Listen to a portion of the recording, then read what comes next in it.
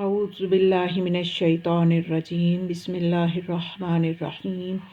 الحمد للہ الذی جعلنا من المتمسکین بولایت علی امیر المؤمنین واولادہ الطاہرین الصلاۃ والسلام علی سیدنا و نبینا ابی القاسم محمد صلی اللہ علیہ وآلہ وسلم۔ آج سادات کے احترام کے موضوع پہ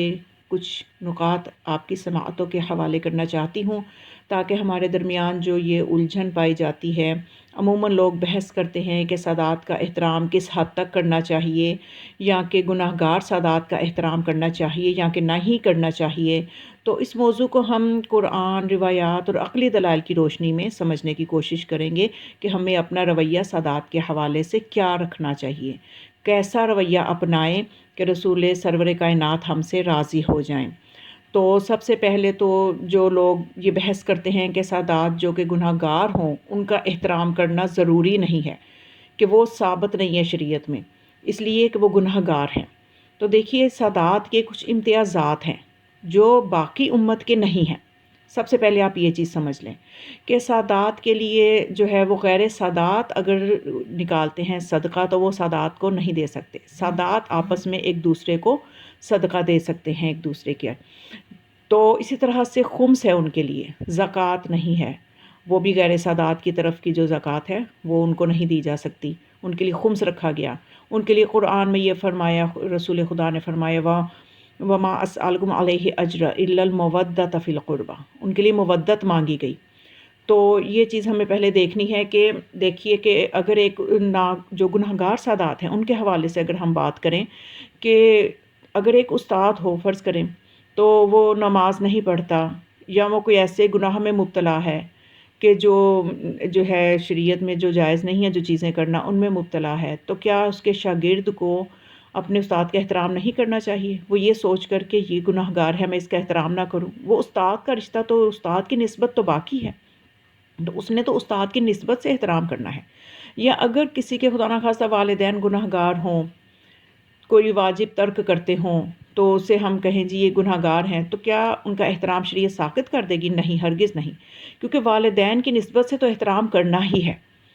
کیونکہ اسلام تو کافر ماں باپ کے احترام کو بھی رد کرنے کو تیار نہیں ہے۔ تو پھر یہ کیسے، یعنی نسبت کو تو ہم نے دیکھنا ہے۔ اسی طرح سے جو ہے سادات، ان کی نسبت جو ہے اس لیے اس نسبت کو دیکھا جائے گا۔ اس لیے رسول خدا صلی اللہ علیہ وآلہ وسلم نے فرمایا کہ جو میری اولاد میں گناہ گار ہیں ان کا احترام میری نسبت سے کرو، اور جو نیکوکار ہیں ان کا احترام اللہ کی نسبت سے کرو۔ تو اللہ کے حوالے سے، اللہ کے لیے کرو ان کا احترام، اور جو گناہ گار ہیں ان کا احترام میرے لیے کرو۔ تو اب یہ دلیل دی جاتی ہے کہ حضرت نوح علیہ السلام جو ہیں ان کا بیٹا بھی جو تھا،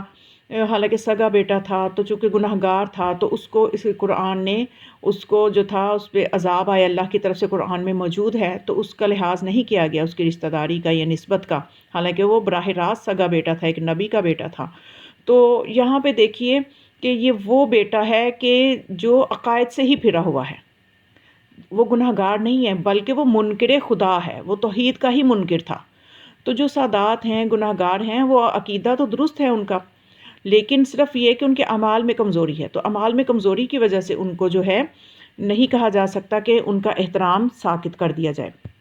تو اسی طرح سے یعنی سادات کا ایک احترام، ان کی ایک امتیاز ہے اللہ کی طرف سے یہ کہ اگر کوئی سید سادات میں سے کوئی فرد نیکی کرتا ہے تو اس کے لیے اجر دگنا ہے، ہاں البتہ اگر گناہ کرتا ہے اس کی سزا بھی دگنی ہے۔ تو ہمیں اس چیز کو اچھی طرح سے ہی سمجھنا چاہیے کہ ہمیں ان کا احترام کس حد تک کرنا ہے۔ اب دیکھیے کہ صفا و مروہ ہیں، وہ شعائر اللہ بن گئی، وہ اس لیے وہ پہاڑیاں شعائر اللہ بن گئی کہ وہاں پہ ایک نبی کی زوجہ نے سعی کی تھی ایک نبی کی پیاس بجھانے کے لیے۔ یا پھر قرآن سے جب نسبت ہو جاتی ہے، اس غلاف کو بھی ہم پاکیزہ سمجھتے ہیں، اس کا احترام کرتے ہیں، اس کپڑے کا احترام کرتے ہیں، اس جلد کا احترام کرتے ہیں، یہ قرآن کی جلد ہے،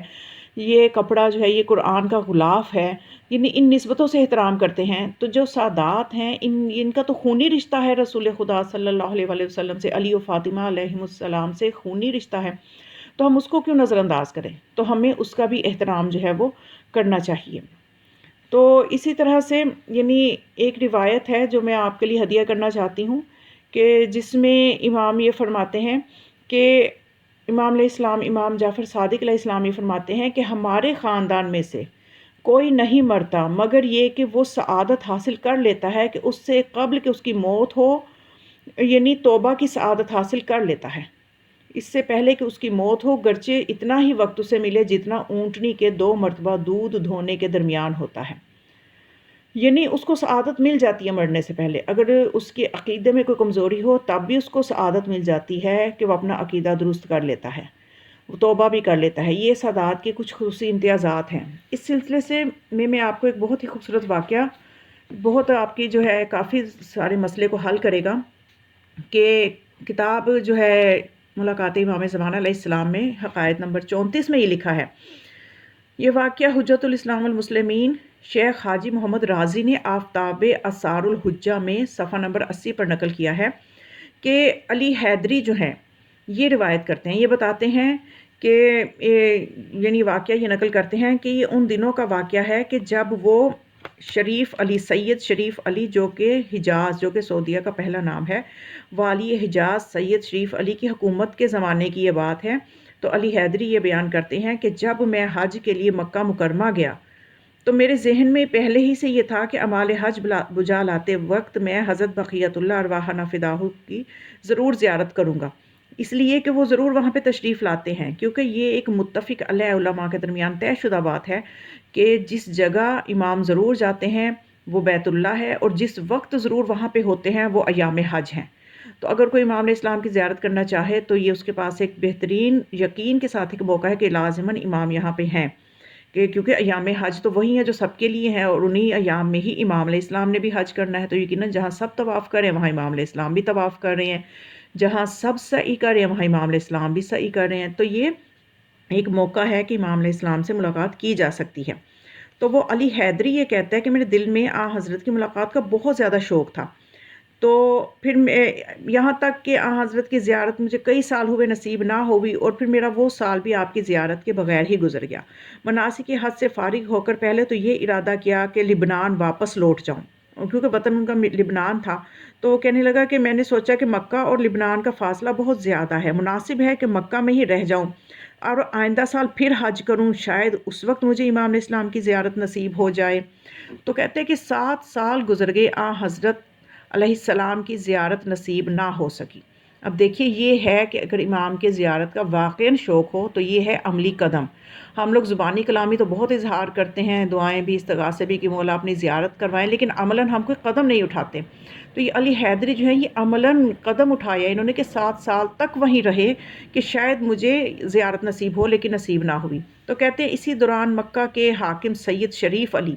جو کہ سادات مکہ میں سے تھے لیکن مذہب زیدیہ میں سے تھے، مذہب زیدیہ یعنی یہ وہ لوگ ہوتے ہیں جو صرف 4 اماموں کی امامت کے قائل ہوتے ہیں،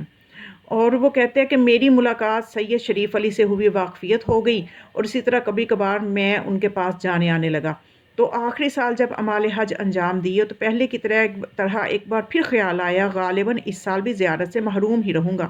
لہٰذا اضطراب سے بچنے کے لیے مکہ کے اطراف میں ایک بلند پہاڑ پر چلا گیا،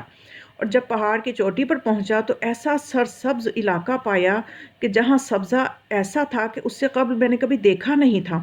اور دل میں ایک ملال سا پیدا ہوا کہ اتنی مدت قیام کے دوران سیر و سیاحت کے لیے آخر میں اس جگہ پہلے کیوں نہیں آیا۔ پھر پہاڑ کی چوٹی سے جب میں اس چمنزار کے وسط میں پہنچا تو ایک سائبان نصب دیکھا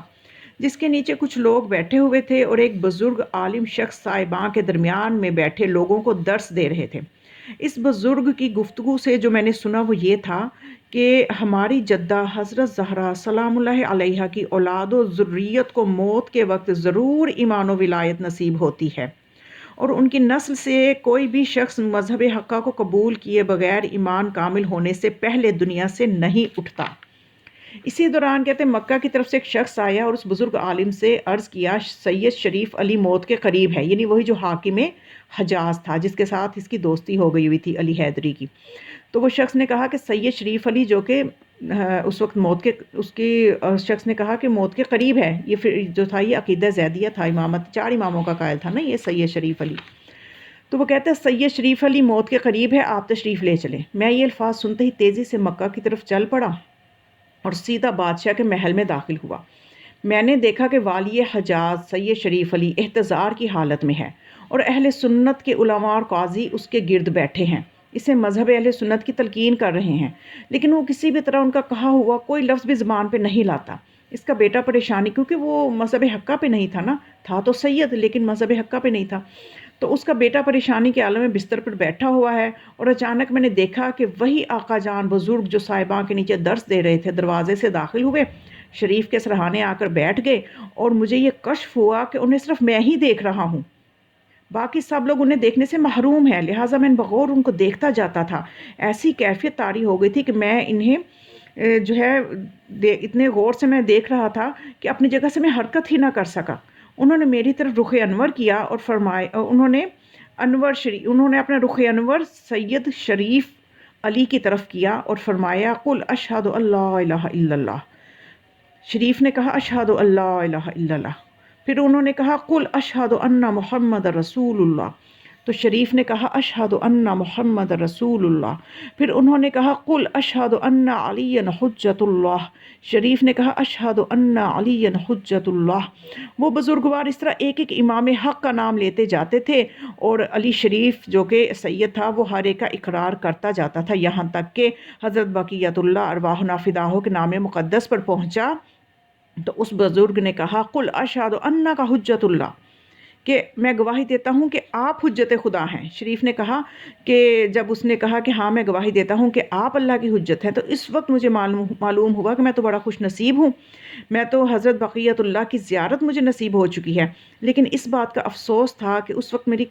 قوت اس طرح سلب ہو گئی کہ حضرت علیہ السلام سے بات کرنے کے لیے اظہار عقیدت کی اہلیت ہی نہ رہی۔ اور اسی طرح سے آیت اللہ سید محسن جبل عاملی جو ہیں، وہ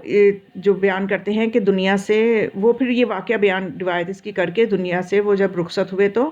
ان کی قبر جو ہے شام میں جناب سیدہ سلام علیہ کے دونوں صحنوں کے درمیان میں ان کی قبر موجود ہے۔ تو یعنی یہ جو ہے سید محسن جبل عاملی، انہوں نے بھی اس واقعہ کو بیان کیا، یہ علی حیدری نے یہ بتایا کہ یہ واقعہ ان سے بھی میں نے شام میں سنا، جب میں شام جناب سیدہ کی زیارت کے لیے روضہ اقدس کی زیارت کے لیے گیا تو وہاں بھی میں نے ان سے یہ واقعہ سنا۔ یعنی اتنے یہ مستند واقعہ ہے۔ یعنی سادات کا ایک یہ بھی ہے احترام کہ وہ جو ہے مطلب ان کو غلط عقیدے پہ موت نہیں آتی، ان کے لیے خدا ایسی سہولت کر دیتا ہے کہ وہ صحیح عقیدے کے ساتھ ہی دنیا سے جاتے ہیں۔ تو بہرحال یہ دلائل ہیں سادات کے احترام کے لیے۔ تو اس میں کچھ روایات تو بہت سختی سے انسان کو حکم دیتی ہیں کہ انہیں ہر صورت میں احترام کرنا ہے سادات کا۔ اس سلسلے میں ایک روایت جو ہے شیخ صدوق نے بھی بیان کی ہے، وہ فرماتے ہیں کہ نبی اکرم نے فرمایا، میں قیامت کے دن 4 لوگوں کی شفاعت کروں گا، خواہ وہ اپنے ساتھ دنیا بھر کے گناہ ہی کیوں نہ لے آئیں۔ تو وہ شخص جس نے میری اولاد کی مدد کی، دوسرا وہ شخص جس نے میری اولاد کی تنگ دستی میں اپنا مال خرچ کیا، تیسرا وہ شخص جس نے زبان اور دل سے میری اولاد سے محبت کی، چوتھا وہ شخص جس نے میری اولاد کی حاجت روائی کی اس وقت جب کہ سب اس کو چھوڑ کر جا رہے تھے۔ یعنی کتنی خوبصورت روایت ہے کہ آج اگر سادات کی مدد کریں گے تو آخرت میں یہ ایک بہت بڑا ذخیرہ ہے انسان کے لیے۔ تو اس وقت یعنی ایک اور روایت بھی میں آپ کی جو ہے گوشہ گزار کر دیتی ہوں کہ مزید ہمیں بات سمجھ میں آ جائے کہ ہم نے سادات کا احترام کرنا ہے، کہ امام صادق علیہ السلام فرماتے ہیں کہ جب قیامت کا دن ہوگا تو منادی ندا دے گا، اے گروہ خلائق خاموشی سے سنو، نبی اکرم تم سے کچھ کہنا چاہتے ہیں۔ پھر آپ کھڑے ہو کر کہیں گے، اے گروہ خلائق، اگر تم میں سے کسی نے مجھے کوئی بخشش کی ہو یا کوئی احسان کیا ہو یا کوئی نیک سلوک کیا ہو، وہ کھڑا ہو جائے تاکہ میں اس کا بدلہ دے دوں۔ اس ہر طرف سے لوگ آوازیں دیں گے کہ آپ پر ہمارے ماں باپ قربان، ہماری طرف سے کون سی بخشش، کون سا احسان، کون سی نیکی، جو یعنی آپ تو خود، ہم آپ کے صدقے سے دنیا میں رہے ہیں، آپ کے صدقے سے ہم نے اپنی زندگیاں گزاری ہیں، تو ہم آپ کے ساتھ کیسے کوئی بخشش اور کوئی احسان ہم آپ جیسی ہستی پہ کیسے کر سکتے ہیں؟ ہم سب پر تو ساری بخششیں، سارے احسان اور نیکیاں اللہ اور اس کے رسول کی ہیں۔ تو پھر آپ کہیں گے کہ اچھا، پھر جس نے میرے اہل بیت علیہ السلام میں سے کسی کو پناہ دی ہو یا نیکی کی ہو، یا کسی کے پاس کپڑے نہ ہو تو اسے کپڑے پہنائے ہو، یا کسی میرے سب اولاد میں سے کوئی بھوکا ہو اور اس کو کھانا کھلایا ہو، وہ آئے تاکہ میں اس کا بدلہ دے دوں۔ تو کچھ لوگ کھڑے ہوں گے اور اللہ کی طرف سے آواز آئے گی، اے میرے حبیب، میں نے ان لوگوں کے بدلے کا اختیار تمہیں دے دیا ہے، تم انہیں جنت میں جہاں چاہے ساکن کر دو۔ تو امام علیہ السلام فرماتے ہیں، پھر نبی اکرم انہیں جنت کے مقام وسیلہ میں لے آئیں گے، جہاں ان کے اور آپ کے اہل بیت علیہ السلام کے درمیان کوئی حجاب نہ ہوگا۔ تو یعنی اتنا بڑا مقام اس بندے کا ہوگا جو دنیا میں اولاد رسول سے محبت کرے اور ان کا احترام کرے۔